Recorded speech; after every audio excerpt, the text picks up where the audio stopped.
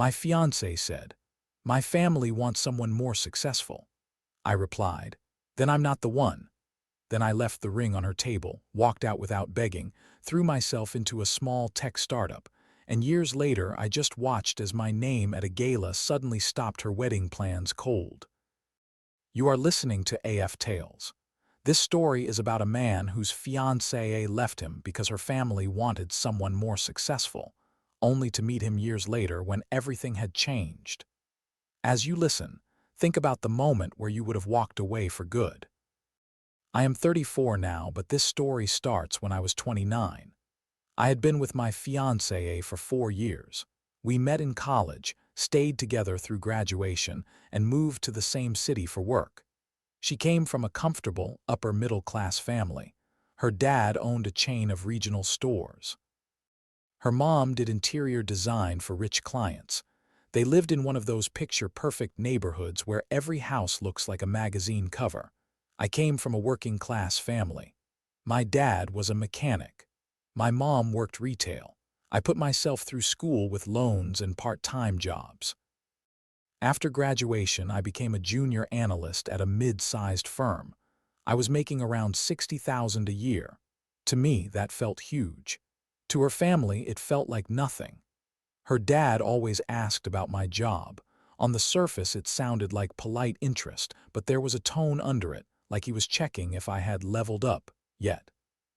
Looking back, that was the first quiet red flag. When someone treats your life like a progress report, they are not really seeing you, just your potential use. The breakup happened on a Sunday afternoon in October. We were at her parents' house for the usual family dinner. Her father asked me about work again. I told him about a project I was working on. He nodded and gave me that polite smile that never reached his eyes. After dinner, my fiancée pulled me into the study. "We need to talk," she said. Her voice told me it was not going to be good. I sat down on the leather couch. "Okay," she took a breath. "I've been thinking a lot about us, about our future. My family has concerns about whether you are positioned for the kind of life we want." That word "positioned" sat in the air like a wall between us. They think I should be with someone more established, someone with clearer prospects, someone more successful. "You mean not me," I said. She looked down at her hands. "Yes, and you agree with them?" "I don't know. Maybe. I love you, but I also have to be realistic. You are still figuring things out career-wise. My friends are marrying doctors, lawyers, entrepreneurs, and you are still a junior analyst." She tried to soften it, but the message was clear. I was not enough as I was. This is a moment a lot of people try to negotiate. They promise they will become whatever the other person wants, just to keep the relationship. That sounds romantic, but it usually turns into slow self-erasure. "What do you want me to say?" I asked. "That I will magically be more successful tomorrow? That I will suddenly meet your family's standards? I cannot promise that. I do not have a trust fund. I do not have family connections. I am working. I am trying. But I cannot give you certainty." She was quiet. Then she took off her engagement ring and set it on the coffee table between us. "I think we want different things," she said. "I think I need someone who is further along." I stared at the ring. I had saved for 6 months to buy it. It was modest by her family's standards, but it was everything I had. "Okay," I said. "That is it." "Just okay, you are not even going to fight for us. You just told me I am not successful enough for you. What am I supposed to fight against? Your family's expectations, your doubts. I cannot compete with what they want for you." She started crying. "I love you," she said, "but not enough to deal with being average." "That is the difference," I said. "You want certainty. You want guaranteed success. I cannot give you that, so this is the right call for both of us." I stood up, left the ring on the table, and walked out. I drove home in a fog. I spent the next week sleeping on my couch, going through the motions at work, trying to process that 4 years had ended because I was not successful enough. The first few months were brutal. We had mutual friends, so I heard about her whether I wanted to or not. She was dating someone new within 6 weeks. A guy in private equity. He had a luxury car and suits that probably cost more than my rent. Her social media filled up with pictures of fancy dinners, weekend trips, and events I could never have afforded. I deleted my accounts and stopped going to places where I might see her. It is very easy in that season to decide that money is the only thing that matters. When you are left for status, you start to believe that your worth really is a number. To cope, I focused on work. Not to prove anything to her, but because I needed something to think about other than that last conversation. Around month 4, something changed. My boss assigned me to a special project. Our firm was consulting for a small tech startup that made financial software. They had about 15 people. The founders were young and intense, a little chaotic, but they were building something real. I spent 3 months embedded with them. I helped structure their financial models, tighten their budgets, and prepare for their first big funding round. They liked my work. More importantly, I liked theirs. The energy there was different from my corporate office. It felt like building, not just reporting. When the project ended, one of the founders pulled me aside. "Have you ever thought about leaving corporate?" he asked. "We need someone who understands both the numbers and the business.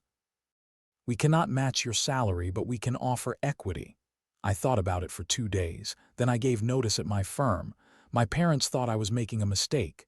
"You are giving up a stable job for a startup," they said. "What if it fails?" "Then it fails," I said. "At least I tried." Sometimes the people who love you the most are also the most afraid of risk. That fear is about their story, not yours. I took the pay cut. I started working 80-hour weeks, learning everything I could about the product, the market, and the tech. The founders gave me more and more responsibility. Within a year, I was basically the COO, even though we did not care much about titles back then. We landed our Series A 18 months after I joined, then Series B 9 months after that.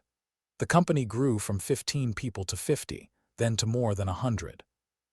My equity stake, which had once felt like a wild gamble, started to mean something. I did not tell many people. Not my parents, not my old coworkers, and definitely not anyone connected to my ex. I just worked and built. 3 years after the breakup, we closed a major acquisition deal. A larger tech company bought our software to integrate into their platform.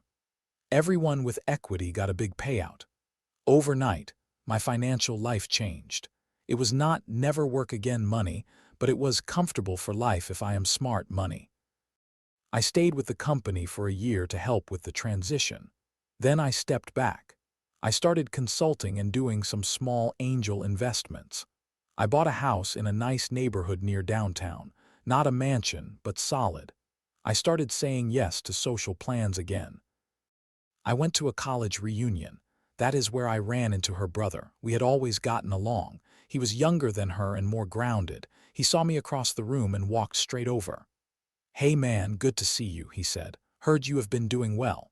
"Can't complain," I said. "You good?" "Yeah, working for Dad's company.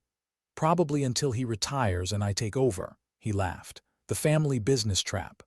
We talked for a while. He asked what I had been up to. I gave him the short version. "Startup acquisition consulting." He nodded. "You know, my sister asks about you sometimes," he said. "She does." "Yeah, I think she regrets how things ended, the whole family pressure thing."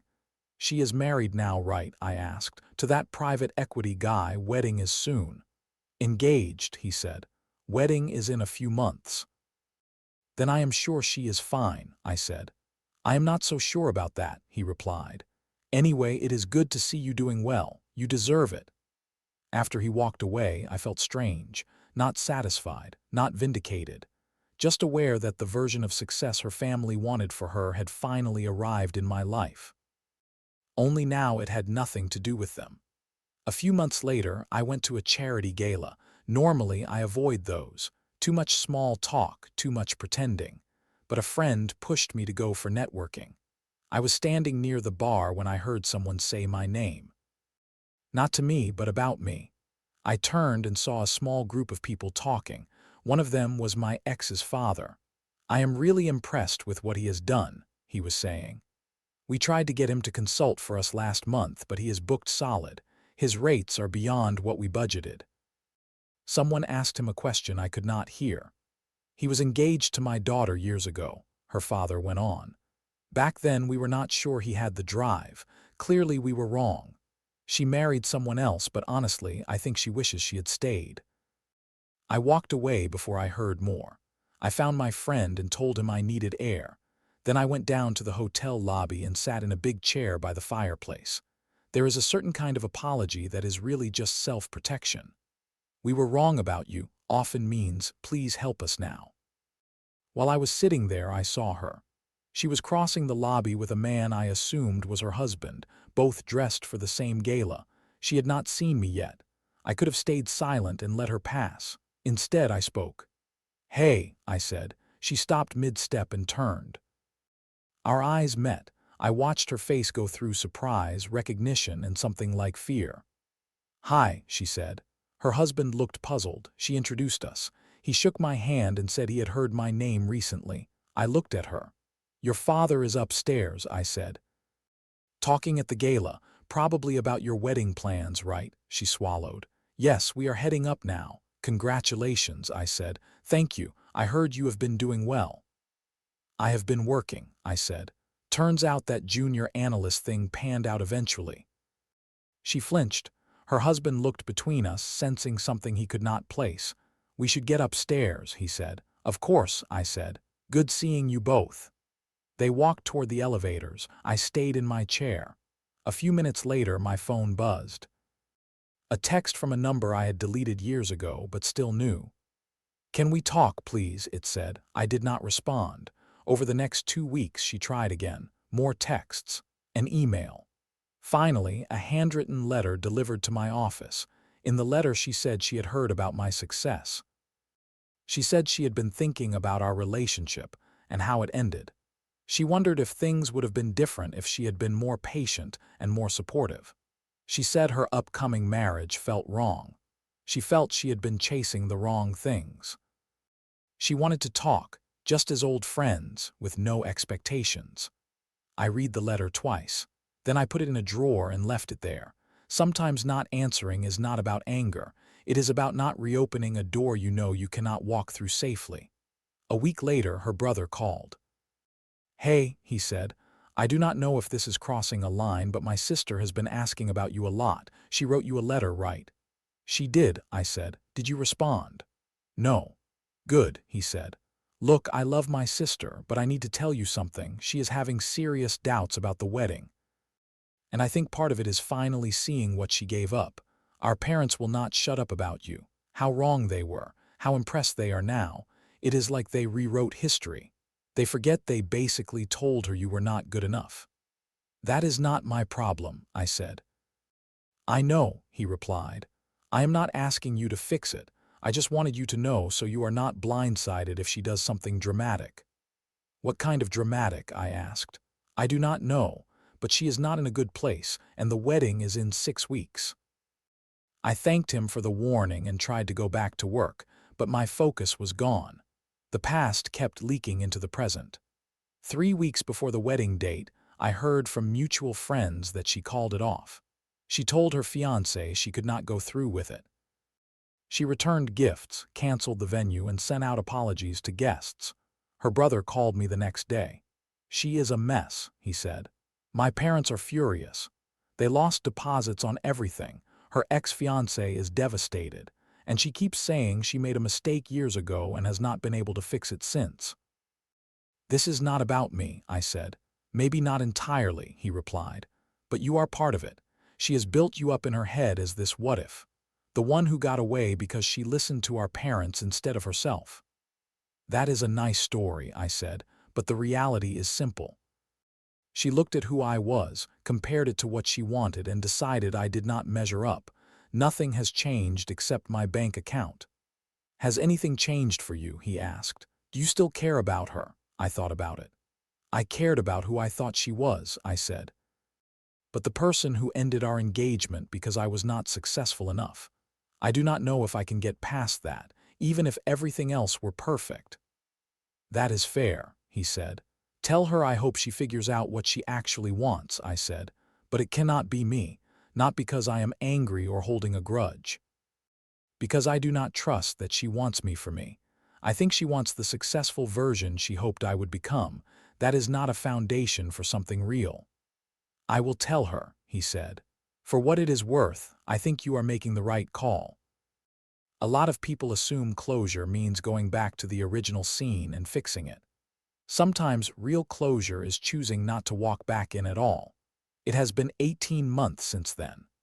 I heard she moved to another city and took a job with a nonprofit doing work she had always cared about, but her family had discouraged. Her brother says she is doing better. She is in therapy, working through her relationship with her parents' expectations and trying to figure out who she is without their approval. I am glad for her, truly, but we have not spoken. I have been dating someone new for about 6 months. She works in education. She makes a fraction of what I do. She does not care. We met in a bookstore. We reached for the same novel at the same time and did that awkward you go, no you go dance. We ended up getting coffee, then dinner, then more. On our 4th date, I told her the short version of my ex story.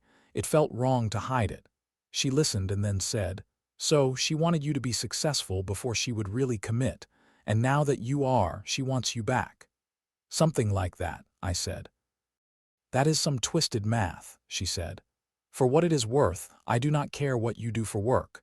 I care that you are kind, that you are interesting, and that you get weirdly passionate about French cinema for some reason. It is good cinema, I said. It is boring cinema, she replied, but I like that you like it. That was when I knew I was moving in the right direction, not just away from my ex, but towards something healthier. Something based on who I actually am, not who I might become or what I might earn. At one point, my ex's father emailed me. He said he had been wrong about me. He hoped I would consider consulting for their business. He said there were no hard feelings. I did not respond. Some people told me I should at least take the meeting, just to show up as the successful consultant they once rejected. They called it the ultimate vindication. But I do not need that now. Their approval mattered when I was 29 and insecure. At 34, I have built a life they did not design, cannot control, and do not get to grade. The silence I chose back then, when I did not defend my potential or argue my case, was not weakness. It was clarity. I knew I could not prove my worth with speeches. I could only prove it with time and work. So I did the work. And years later, when my ex froze hearing my name in a context she never imagined, she finally understood what I had understood all along.